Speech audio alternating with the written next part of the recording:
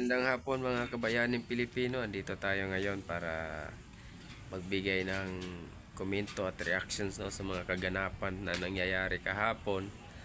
So by the way, dito pala tayo sa IT ngayon. Ipapakita ko pala sa inyo yung kasalukuyang sitwasyon namin ngayon dito dahil sa bagyong Nando. Mga mamaya ata maglalandfall na to eh. So dito po tayo ngayon para back to tayo. So yung mga nagpo-protesta kahapon, gusto lang ako magbigay ng komento at reactions doon sa isang reporter na si Mr. Dato ng GMA News Affair, isang media personnel na nagbigay ng reactions na base sa nakita daw niya, which is mga daw yun, maisog. So nakita naman natin na yung mga kabataan na nagprotesta, nagrayot, lumaban sa mga kapulisan natin, which is mga estudyante po yun ng ng UP Diliman or UP Manila.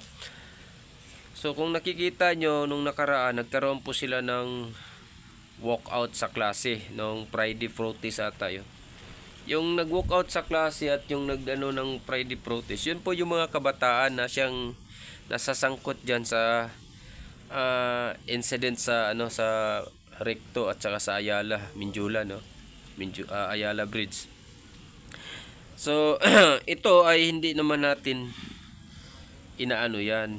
Bagkus kinokondena natin yung mga marahas na pagkilos protesta.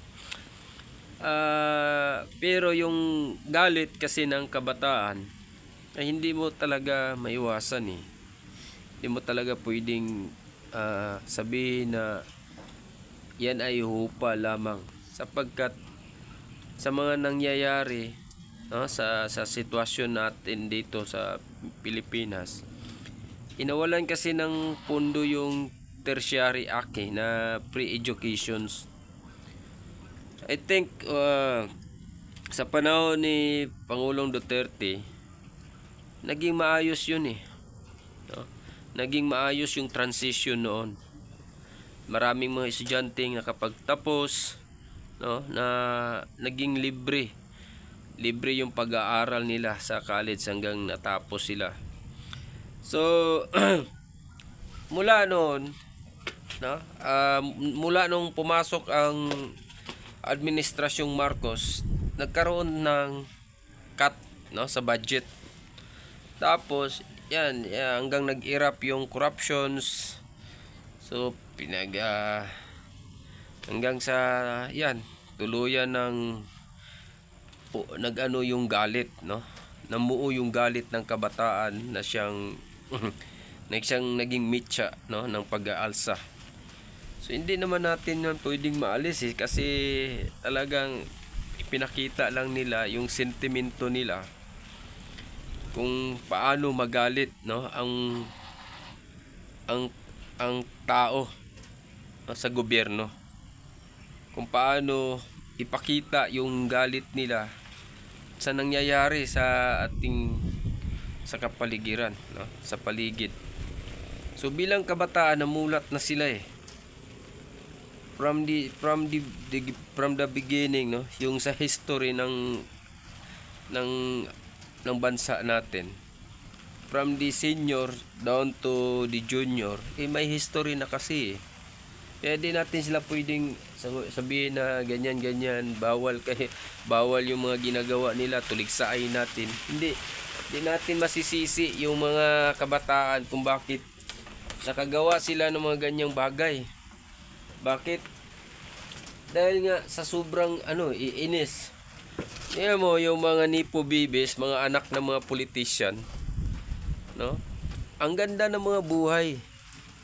Samantalang yung mga anak ng mga magsasaka, mga anak ng mga mangingisda, mga kawang gawa, na nagkakawang gawa sa nagsisikap na makapag-aral, nagsisikap na para maiahon yung pinapaniwalaan natin na ang education ang pag-asa ng bayan. Yun yung inaano natin. Pero nang dahil nga sa nangyayari na corruption, yun yung masaklap. Katotohanan na di natin pwedeng takasan, no? Kung baga nagkakaroon man tayo ng iba't ibang pananaw, no, regarding sa nangyari kahapon sa riot sa Minjula, pero apektado tayo kasi lahat tayo Pilipino apektado tayo sa mga pangyayari. Kaya di natin pwede na sabihin na ganito ganyan sila.